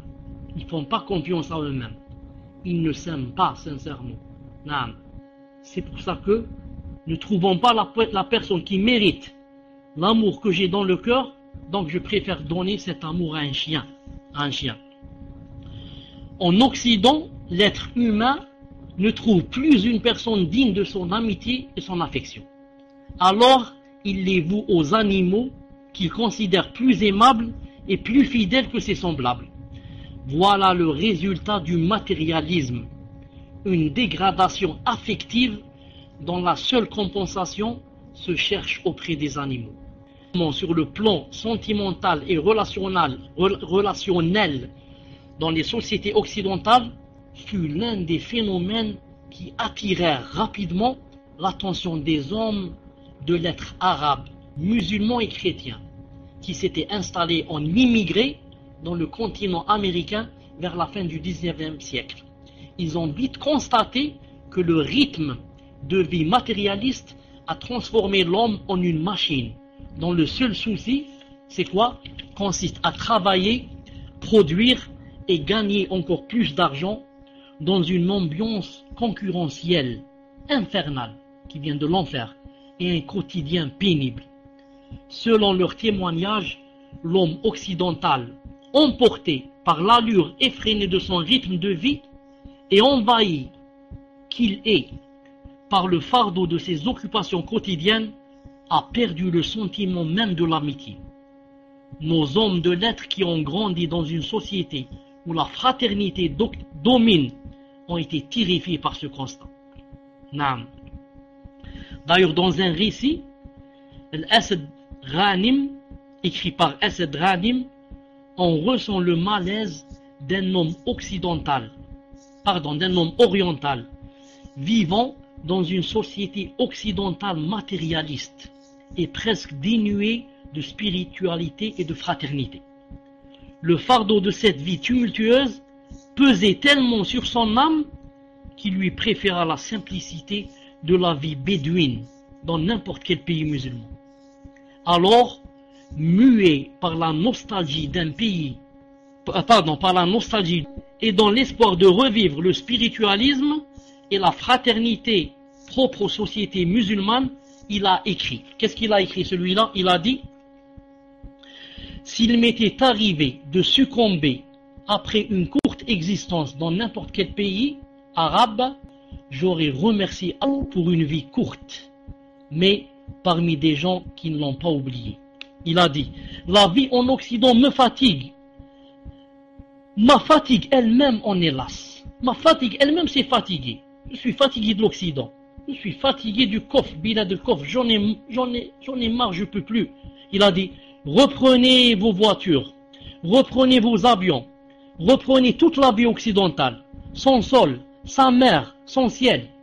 Mais offrez-moi en contrepartie, offrez-moi un chameau, offrez-moi une tente arabe pour que je m'y installe sur l'un des monts de mon pays, le Liban, ou sur la rive de Bagdad ou de l'Euphrate, sur les plaines de Amman, dans le désert d'Arabie, au pied des pyramides ou dans les oasis de Libye. Offrez-moi seulement une tente arabe et je sortirai gagnant, car elle a plus de valeur que le monde entier. Allahu Akbar. Ça se trouve dans Isa al-Naouri, Adab al-Mahjar, page 527, édition d'Al-Ma'arif, Égypte. Naam. Les textes écrits dans cet esprit par des auteurs arabes qui ont émigré en Occident sont multiples. Mais nous avons jugé suffisant les deux échantillons cités. Notons seulement que l'ensemble de ces écrits illustre la soif de ce genre d'émigrés au flux de sentiments relationnels qu'ils n'ont pas trouvé en Occident. L'Occident les a déçus sur ce plan, et cette déception les a renvoyés aux sources, à un Orient où l'islam a diffusé l'amour, la fraternité, la solidarité et la compassion. Cet esprit-là, l'islam l'a enraciné en encourageant tout ce qui contribue, l'inviter chez soi, servir, partager ses peines et ses joies, etc. Tout ce qui consolide les liens entre les croyants est recommandé par l'islam. L'essentiel est de le faire dans cet esprit et de l'accomplir avec générosité. Dans un hadith, le messager d'Allah sallallahu alayhi wa sallam annonce aux personnes généreuses, hommes et femmes, qu'elles accéderont en paix au paradis. Il a dit: échange fréquemment les salutations avec les croyants, donne à manger aux nécessiteux et accomplis la prière de nuit alors que les gens dorment. Ainsi, tu accéderas au paradis en paix. Hadith jugé authentique, rapporté par Ahmed ibn Hanbal, volume 6, page 16, et le Hakim aussi. Il annonce dans un autre hadith que les gens généreux auront des chambres particulières et distinguées dans le paradis. Il a dit, sallallahu alayhi wa sallam, il y a au paradis des loges dont l'extérieur est visible de l'intérieur et dont l'intérieur est visible de l'extérieur. Elles sont réservées à celui qui donne à manger aux nécessiteux, adoucit ses propos, jeûne fréquemment et accomplit la prière de nuit alors que les gens dorment. Hadith jugé apprécié, rapporté par Imam Ahmed, volume 6, page 16, Ibn Hibban, volume 2, page 262. Naam. Enfin, dernier sous-chapitre, elle invoque Allah en leur faveur. Elle invoque Allah en la faveur de ses sœurs. Tfadal. Naam. Une musulmane sincère et imprégnée de la foi n'oublie pas de consacrer des invocations en faveur de sa sœur en religion, car elle lui souhaite ce qu'elle souhaite à elle-même. En l'absence même de sa sœur, elle invoque sincèrement Allah en sa faveur, car elle sait qu'il exauce promptement ce type d'invocation. Vous savez que quand quelqu'un fait des invocations à une autre personne sans qu'il lui dise, Naam, Allah Azza wa Jal accepte et exauce ses doigts. Et mieux encore, il y a un ange qui te dit, à toi aussi, amin, à toi aussi. C'est-à-dire, il demande à Allah de te donner ce que tu as demandé à l'autre personne. Le messager d'Allah l'a confirmé en disant, l'invocation la plus rapidement exaucée est celle formulée par quelqu'un en faveur d'un absent. Hadith rapporté par Bukhari dans Adab Mufrad. volume 2, page 83. En parfait connaisseur de ce hadith, les compagnons avaient l'habitude de demander à leurs frères d'invoquer Allah en leur faveur à toute occasion propice à l'exaucement. Dans l'Adab al-Mufrad, Bukhari rapporte que Safwan ibn Abdullah ibn Safwan, dont l'épouse était Darda, fille d'Abu Darda, a dit. Qu'est-ce qu'il a dit? Il a dit: je leur ai rendu visite un jour à Damas. Non. Abu Darda n'était pas à la maison et je n'ai trouvé que Darda qui m'a dit, elle m'a dit: tu comptes accomplir le pèlerinage? Oui, je lui ai répondu. Elle m'a dit alors: tâche donc d'invoquer Allah en notre faveur, car le prophète alayhi salam a dit: l'invocation que le musulman fait pour son frère en religion, en l'absence de ce dernier, est exaucée, car il y a près de sa tête un ange chargé d'inscrire ses œuvres. Et tant que le musulman invoquera Allah en faveur de son frère, l'ange dira Amin, et tu en auras de même. Amin, et tu en auras de même. Voir Adab Mufrad, Sahih Adab Mufrad de Sheikh Al-Albani, numéro 625. Ensuite, ajoute Safwan, j'ai rencontré son mari Abu Darda radiyallahu ta'ala au marché, et il m'a confirmé qu'il s'agit bien d'une tradition du prophète sallallahu alayhi wa sallam. Taïb, ici juste une petite remarque. Abu Darda, Safwan, attendez, c'est que Safwan, quand il est allé pour parler à Abu Darda, il n'a pas trouvé, il a trouvé sa femme. Qu'est-ce qu'il a dit à sa femme? Bon, quand elle lui a dit il n'est pas là, elle lui a dit: tu comptes accomplir le pèlerinage? Il a dit oui.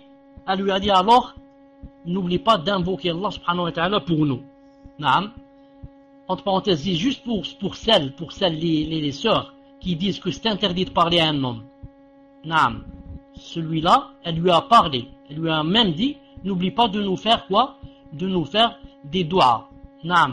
Car je dis, certaines, surtout certaines, c'est pas certain, certaines, surtout en France, Allahu Akbar, avec la grande niya et la grande sincérité, quand elles commencent à appliquer, elles vont jusqu'à tout interdire.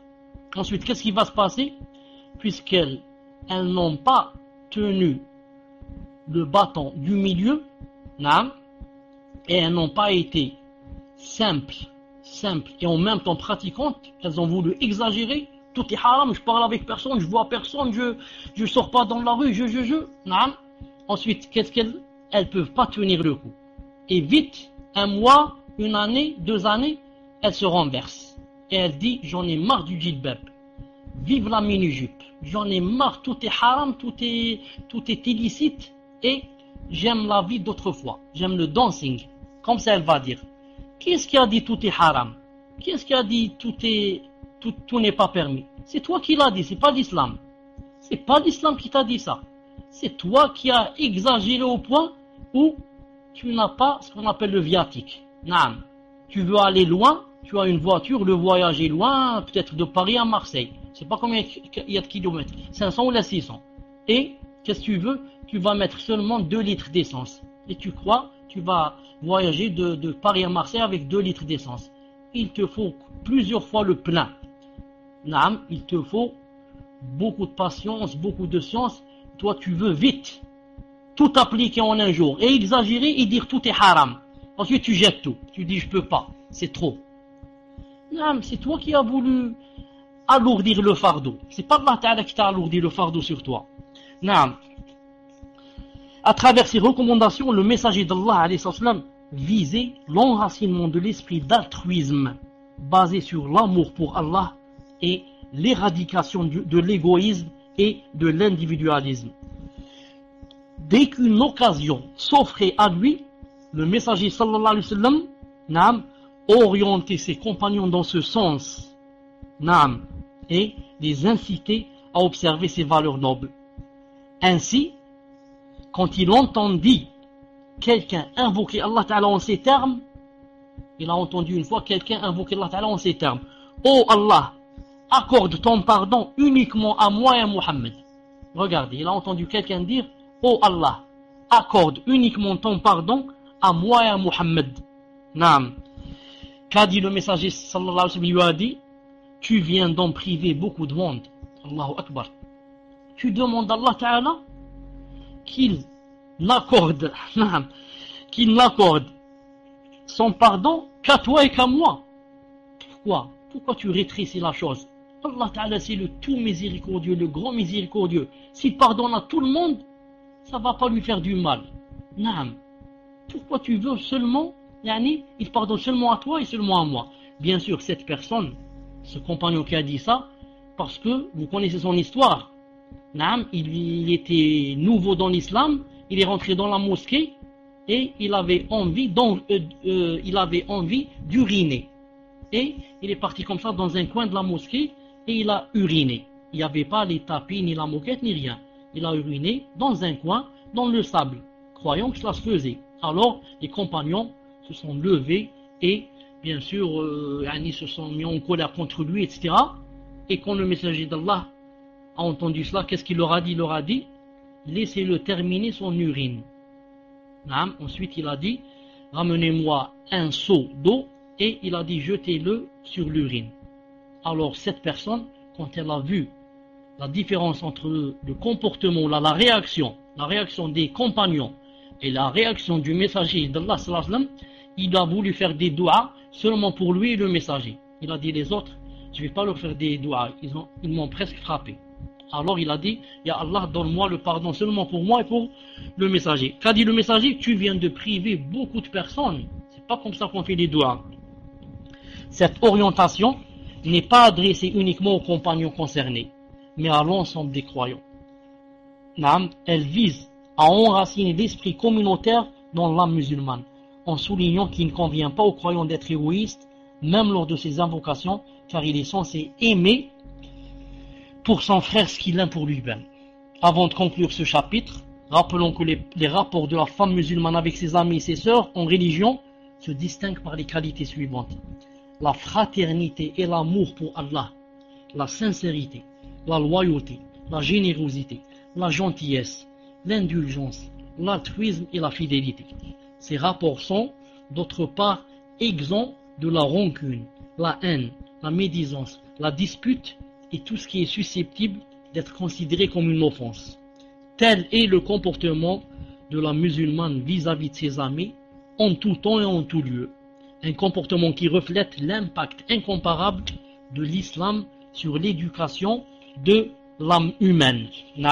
Aujourd'hui, Inch'Allah Ta'ala, nous avons terminé. Je vous annonce, Masha'Allah, que, alhamdulillah, on va bientôt terminer le livre. Déjà, on est quoi? Déjà, c'est le dernier chapitre. Bi'idhnillahi azza wa jal. Et que, après lui, Inch'Allah Ta'ala, on va directement commencer, comme je vous ai dit une fois, on va commencer un livre qui s'appelle Les ruses du Satan, Tilbis Iblis. Un livre, Inch'Allah Ta'ala, dont vous ne regretterez pas de l'avoir assisté, Bidn azza wa jal. Surtout que ce livre, comme je vous l'ai dit une fois, m'a été envoyé par une sœur de France, qu'Allah azza wa jal la préserve, et qu'Allah azza wa jal mette tout ça dans ses hasanat. Et c'est elle-même, cette sœur qui, je vous ai dit une fois, m'a envoyé la prière de qui? Du messager sallallahu alayhi wa sallam. Le livre qu'on a, alhamdulillah, enseigné. Vous avez assisté avec moi, on l'a terminé. Et on a fait beaucoup de doigts à cette sœur. Masha'Allah alayha. Et, en passant par cela, il y a 2 jours, si vous vous rappelez, on avait parlé je vous ai dit qu'il y avait le meilleur livre sur les attributs d'Allah. On m'avait demandé quel était le meilleur livre, je vous ai dit, le viatique du musulman. Si vous vous rappelez, je vous ai dit, ce livre même, aussi m'a été envoyé par cette sœur, Masha'Allah alayha. Cette sœur, Masha'Allah alayha, qu'Allah la garde, la préserve, et la fasse rentrer au paradis parmi les premières, bi'idhnillahi azza wa jal. Je voudrais vous dire que le chapitre qui va venir, Inch'Allah Ta'ala, comporte 53 sous-chapitres. Son comportement vis-à-vis de sa société. Ensuite, tout ce qu'elle est obligée de faire envers la société et ce qui est interdit de faire dans la société. Des choses, masha'Allah, que, Inch'Allah Ta'ala, on terminera ce livre, bi'idhna azza wa jal, et que Allah azza wa jal nous aide on passe vite, Inch'Allah Ta'ala, aux questions, car il y a déjà des personnes qui m'attendent, des hommes qui m'attendent pour des PV, naam, et des sœurs qui ont des problèmes, qui veulent des PV, naam, ils m'écrivent, Inch'Allah Ta'ala, dans les mails, et je fais venir ma femme avec moi, et on parle, Inch'Allah Ta'ala, en PV. Taïb. Mettez le corps, Inch'Allah Ta'ala, on se rencontre dans 2 ou 3 minutes. Salam alaikum wa rahmatullah wa barakatuh. Je fais la doua comme on me dit de faire la doua quand je termine le dars, car il est enregistré. Subhanakallahumma bihamdik, ashhadu an la ilaha illa ant, astaghfiruka wa atubu ilayk. Salam alaikum wa rahmatullah wa barakatuh. Taïb, on commence Allah Ta'ala par Aya Nawit, tafadlali. Salam alaikum, vous avez du son? Est-ce qu'on m'entend? Alhamdulillah. Assalamu alaikum, shir. Je voulais savoir si les photos ou images avec figurines dans notre portable ou notre PC sont interdits et quels sont les dalils. Et est-ce que c'est possible d'avoir l'adresse email de votre femme? Barakallahu fikum, qu'Allah vous préserve. Wa alaykum salam wa rahmatullah wa barakatuh. J'ai pas compris figurine, hada. Savoir si les photos ou images avec figurines dans notre portable. Qu'est-ce que ça veut dire ça exactement? Le ghuraba ou là? Explique-moi, jazakallahu khairan, tfadal. Cher, les figurines, c'est des visages, comme il dit Ghuraba, c'est des petites poupées. C'est des poupées miniatures avec des visages. Naam, j'ai pas compris qu'est-ce qu'elles font dans le portable. Taïb, naam. Des photos, naam. En principe, on fait pas, naam. Quand on allume notre portable, on ne doit pas trouver la photo. La photo, si elle est cachée ou là, ça ne fait rien. Ça, c'est pas, quand on l'ouvre, c'est la photo qui est toujours de face. Là, si on a une photo à l'intérieur de, je ne sais pas, astaghfirullah, d'une personne, ça peut arriver. Là, mais on ne la laisse pas comme ça, quand on ouvre, c'est toujours elle. Là. Voilà ce que j'ai compris de la question. Allahu Ta'ala a'lam. Et ça rentre toujours. Une seconde, Inch'Allah Ta'ala. Naam. Donc, pour celui qui peut éviter, il évite, Inch'Allah. Il évite. Celui qui peut éviter, il évite. Inch'Allah Ta'ala. Naam. Et je crois qu'il n'y a pas un portable où il n'y a pas une photo. Wallahu a'lam. Tfadal, Inch'Allah, le prochain. Minhajul Haq, c'est à votre tour, Inch'Allah. Assalamu alaikum wa rahmatullah ya shir. Lorsque je rencontre ma voisine qui est musulmane, elle me dit bonjour. Comment dois-je lui répondre? Barakallahu fikum shihana. Naam. Quand tu rencontres, wa alaykum salam wa rahmatullah wa barakatuh. Quand tu rencontres ta voisine qui est musulmane, ça m'a étonné, je croyais que tu allais dire qu'elle est mécréante, puisqu'elle a dit bonjour. Al-Muhim. Quand on rencontre la musulmane et elle nous dit bonjour, on ne lui dit pas bonjour. On lui dit, naam. Wa alaykum salam wa rahmatullah. On ne lui dit pas bonjour. Naam. Quand quelqu'un nous dit bonjour, on ne lui dit pas bonjour. Sauf si c'est un kafir. Si c'est un musulman, naam, on lui dit alaykum salam wa rahmatullah. Comme quoi, en même temps, on lui donne un petit cours. Comme quoi, il va réfléchir. Il a dit, Allah. Je dis bonjour, on m'a dit alaykum salam. Donc, il faut que j'apprenne à dire le salam. Naam. C'est une façon de lui dire, moi je dis pas le bonjour, je dis alaykum salam. Dis-moi salam. Naam. Tfadal, Inch'Allah Ta'ala, le prochain. Assalamu alaikum wa rahmatullah shir. Ahyakum Allah, qu'Allah vous récompense pour le temps que vous nous consacrez. Voilà, ma question est la suivante. J'ai fait une mukabbara avec une sœur il y a un peu plus de 2 semaines. Ça s'est très bien passé en conformité avec la sunna du prophète sallallahu alayhi wa sallam. Ma sœur m'a dit qu'elle est bloquée à cause de son pass difficile. Ma sœur m'a dit qu'elle est bloquée à cause de son passe difficile. Entre parenthèses, j'ai cru comprendre qu'elle était battue. Elle a dit à ma sœur qu'elle voulait pas dire, car si elle refusait, c'est qu'elle est folle. Elle a dit à ma sœur qu'elle voulait pas dire, car si elle refusait, c'est qu'elle est folle. En plus, depuis, elle se renferme sur elle, même elle ne répond pas aux sœurs au téléphone. Bref. Apparemment, elle a beaucoup de waswas, du coup, elle n'arrive pas à se prononcer pour le mariage, alors que pour elle, tout convient. Quels conseils pouvez-vous donner pour que ma sœur lui transmette, et est-ce permis que je retourne la voir devant son père pour en discuter. Barakallahu fikum shir, qu'Allah vous compte parmi ses alliés. Ahyakum Allah, Allah jazakum bihir. Wa alaykum salam wa rahmatullah wa barakatuh. Naam, dans le mariage, on ne joue pas. Il y a des sœurs et des frères, naam, qui, le frère hésite pendant une année, la sœur hésite pendant une année, et l'autre est en train d'attendre. Ce n'est pas comme ça. Naam, dans le mariage, on ne joue pas. Vite, j'envoie mes parents pour, naam, revenir avec la dernière décision. C'est pas on reste comme ça, je reste une année, ensuite la dernière minute, il va me dire j'ai changé d'avis. Ah, tu m'as fait perdre une année. En une année, j'aurais pu, naam, faire 5 muqabala ou 6, peut-être plus. Alors que moi, j'attendais. Al-Muhim, je donne un conseil à ce frère, naam, d'aller directement à son père et de lui dire veuillez contacter votre fille et me donner le dernier mot, Inch'Allah. Je vous donne 2-3 jours, si vous voulez, une semaine. Naam, asseyez-vous avec votre fille et dites-moi de quoi il en ressort. Est-ce que je suis mariable avec elle ou bien non? Et comme ça, alhamdoulilah, si c'est écrit, ça va marcher. Si la sœur n'est pas écrite à ce frère, que chacun aille de son côté. Il ne faut pas perdre de temps dans ces choses-là. Tfadla, Inch'Allah, le prochain. Mouahidine, c'est à votre tour, Inch'Allah.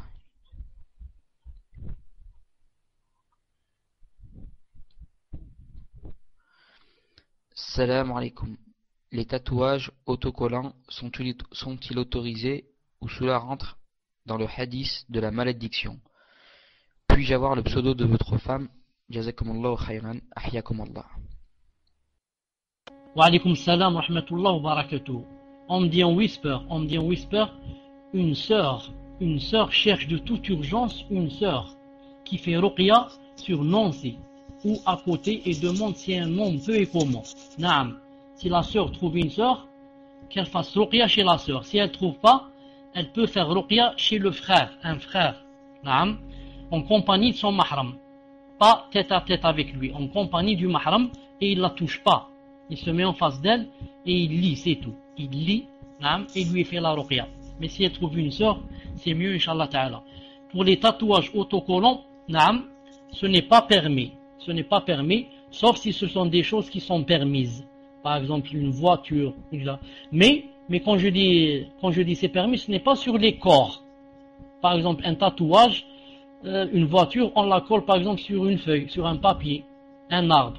Naam, pas sur notre corps. Sur notre corps, naam, on s'est fait ressembler aux kuffar qui se tatouent. Et on risque même d'induire en erreur. On risque d'induire en erreur les gens. Ils vont dire, tiens, celui-là je le connais, celle-là c'est une sœur, je la connais, elle est tatouée. Donc c'est moi qui n'ai pas de science, donc c'est permis. Naam. Quant au pseudo de ma femme, naam, Inch'Allah Ta'ala, laisse ton PV ouvert. Naam, laisse ton PV ouvert. Attends d'abord que je cherche où tu es. Naam. Mouhidin, d'accord. Laisse ton PV ouvert, Inch'Allah Ta'ala. Tfadla, Inch'Allah Ta'ala, le suivant. Oumou Firdaous, c'est à votre tour, Inch'Allah. On vous a pas retiré le raid, c'est pour ça que votre question ne passe pas. Il faudrait retirer le raid. C'est la sœur qui a la question. Ok, Inch'Allah. Sinon, en attendant qu'elle prépare sa question, on passe à Oumou Abedallah, Inch'Allah. Le raid vous a été retiré, Oumou Firdaous. Bah, je l'ai reçu en PV. Elle l'a pas, j'ai le raid. Naam. Assalamu alaikum wa rahmatullahi wa barakatuh. Inch'Allah, je laisse mon tour à Uhti Sonia. Barakallahu fikum, ahyakum Allah. J'ai rajouté votre femme dans mes contacts. On passe à Abedallah, Inch'Allah. Gouraba, est-ce que tu peux lui retirer le raid? Le raid vous a été retiré, Abedallah. Salam alaikum, shir. Qu'Allah vous préserve et vous laisse à nous le plus longtemps possible. Voilà ma question. J'ai lu il y a 2 ans une explication de Ibn al-Qayyum qui résumait toutes les divergences concernant la récitation de la Fatiha derrière l'imam. Il me semblait qu'il disait que l'avis le plus juste était de réciter en décalage avec l'imam et sans bouger les lèvres. Je voudrais donc savoir si je ne me suis pas trompé. Et si on doit pendant une prière silencieuse réciter sans bouger les lèvres et dans notre tête derrière un imam. Barakallahu fikum wa jazakumullahu khairan. Wa alaykum salam wa rahmatullahi wa barakatuh. Si la personne est en train de parler, quand on est derrière un imam, elle parle de la situation quand on est derrière un imam. Je voudrais lui dire que Ibn al-Qayyim rahimahullah est de l'avis qui disent qu'on doit lire la Fatiha quand on est derrière un imam. C'est-à-dire on ne se suffit pas à sa lecture. Et c'est l'avis de Cheikh Ibn Uthaymin aussi, mais ce n'est pas l'avis de Cheikh Al-Albani. Cheikh Al-Albani dit quand on est derrière un imam, s'il y a voix haute, on se tait. Et quand il y a voix basse, nous aussi, on lit le Fatiha. Ça c'est premièrement. Deuxièmement, maintenant que ça soit qu'on prenne de l'avis de Ibn al-Qayyim ou bien de Cheikh Al-Albani, quand quelqu'un veut lire le Coran, il ne lui est pas permis qu'il lise. Il ne lui est pas permis qu'il lise sans bouger ses lèvres. Par exemple, il va fermer sa bouche et va lire à l'intérieur, seulement dans sa tête. Ce n'est pas permis, c'est comme s'il n'avait pas lu. Pour lire, il faut qu'il bouge les lèvres. Allah Ta'ala dit dans le Coran وَلَا تُحَرِّكْ بِهِ شَفَتَيْكَ. Attendez, je me rappelle pas bien le verset. وَلَا تُحَرِّكْ بِهِ شَفَتَيْكَ. Attendez. وَلَا تُحَرِّكْ بِهِ لِسَانَكَ. عفوا لِسَانَكَ. Car, pourquoi? Car quand on lit, on doit bouger quoi? La langue. On doit bouger la langue. Et pour bouger la langue, il faut que les lèvres bougent aussi. Sinon on n'a rien bougé. Comme a dit Allah Ta'ala, لا تحرك به لسانك, لا تحرك به لسانك لتعجل به.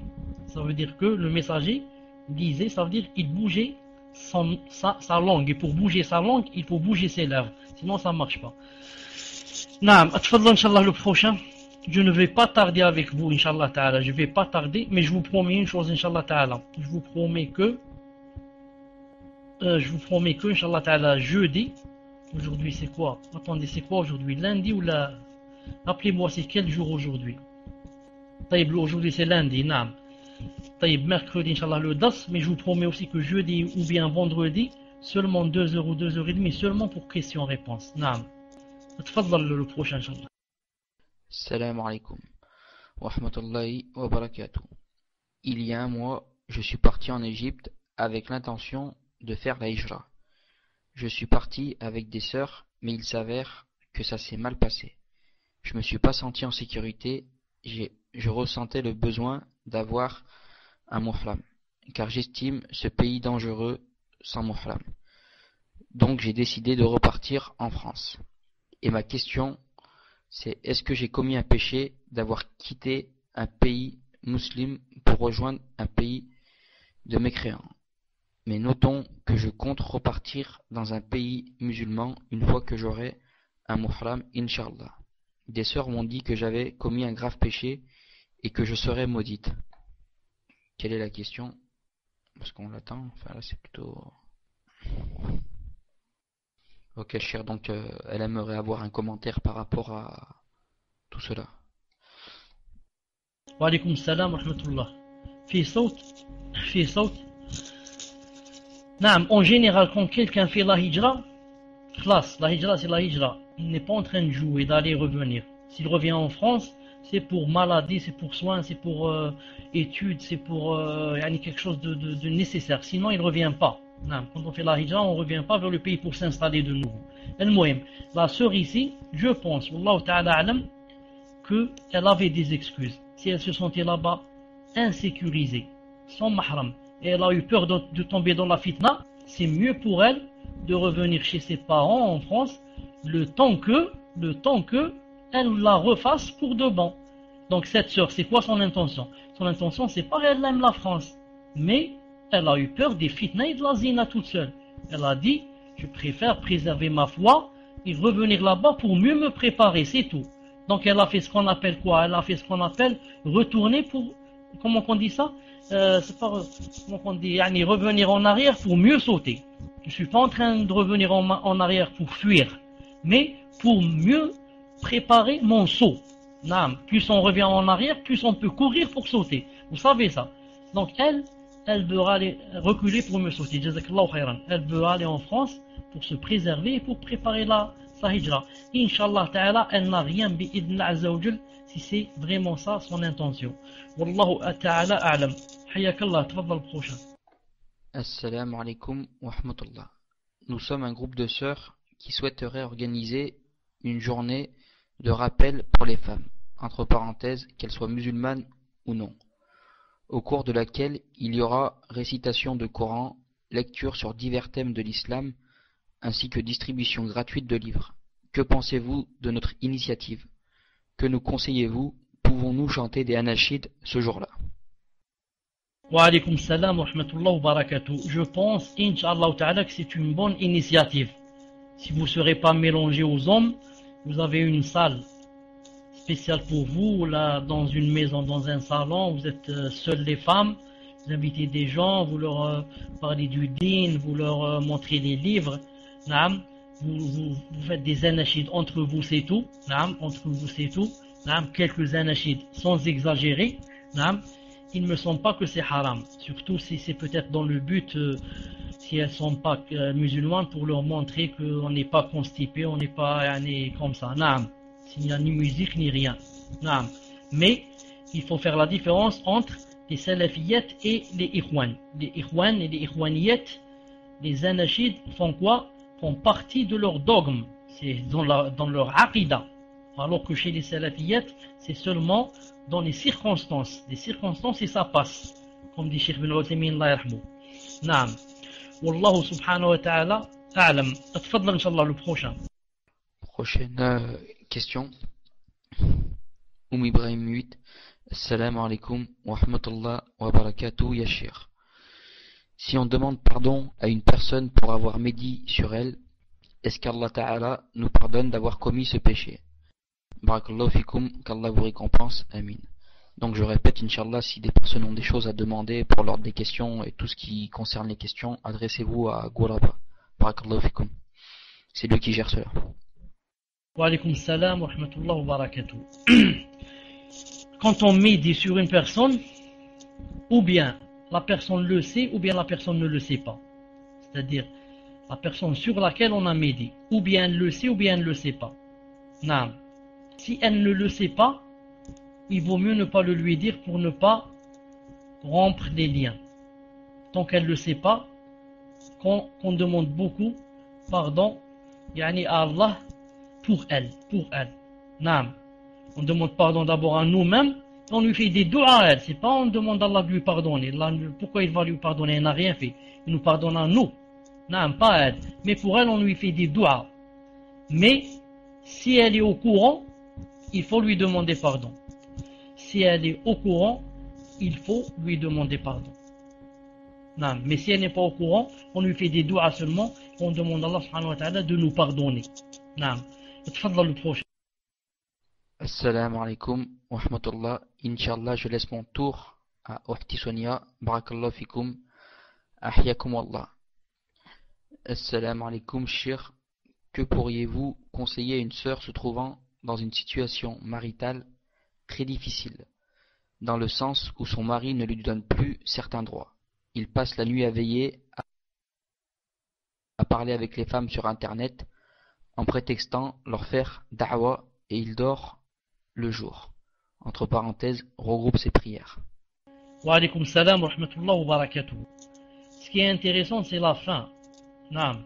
C'est que elle a voulu faire le khula et que le frère demande 10 000 euros pour le lui accorder, et etc. Je dis, personne n'a le droit de demander plus que la dot. Naam. S'il lui a donné comme dot 10 000 euros, elle ne peut pas faire le khula si elle ne rend pas les 10 000 euros. Et les 10 000 euros, bien sûr, c'est pas obligé que ce soit tel qu'il les rende. S'il y a une autre personne qui veut donner ça à sa place, ou bien des gens qui l'aident, ou là, ça ne fait rien. L'essentiel, c'est de remettre la dot à son propriétaire. Donc, si lui, il lui a donné comme dot seulement, par exemple, 1000 ou 1005 ou là, elle n'a pas à lui donner 10 000. Elle lui donne seulement ce qu'il a donné de lui. Naam.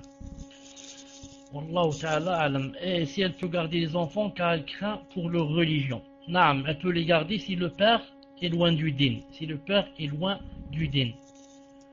Tfaddal. Salam alaikum, Shir. Puis-je vous parler en PV, Shir? C'est important, Inch'Allah. C'est au sujet de ma question de l'autre jour.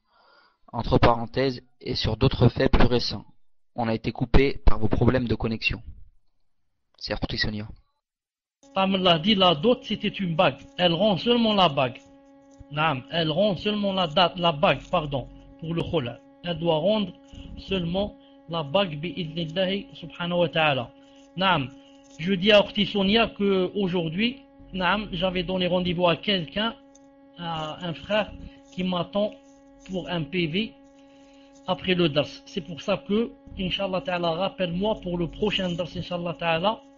Et, Inch'Allah ta'ala, il y aura ma femme et on parlera, Inch'Allah ta'ala. Naam, bi'idnillahi azza wa jal. Tfadla, Inch'Allah. Salam alaikum, Yashir. Est-ce vrai que faire salat duha tous les matins est une innovation?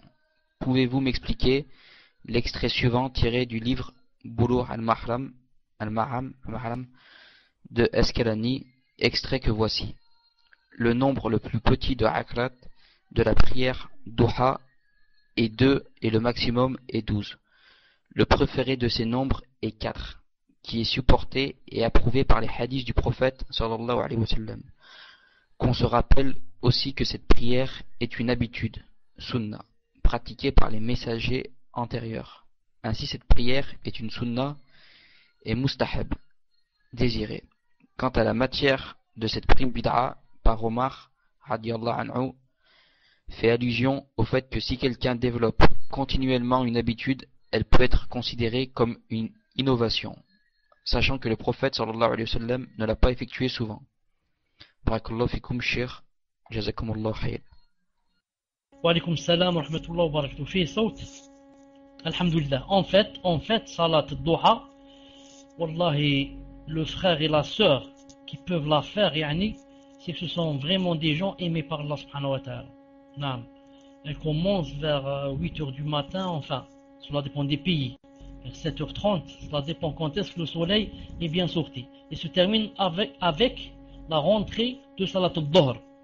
Donc j'explique ici, le minimum c'est d'en faire 2 rak'at, le maximum c'est 12. Et le meilleur c'est d'en faire 4. Naam.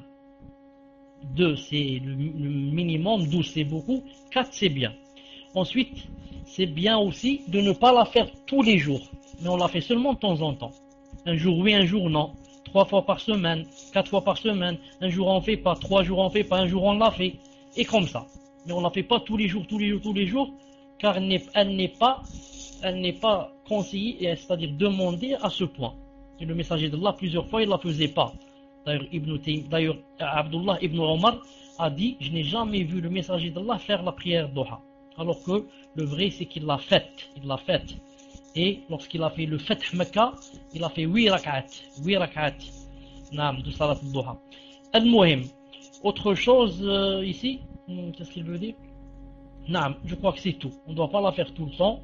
Et Cheikh Ibn Taymiyyah dit que le messager d'Allah la faisait la journée quand il ne faisait pas la prière de la nuit. Il a dit quand il faisait la prière de la nuit, il se suffisait à la prière de la nuit.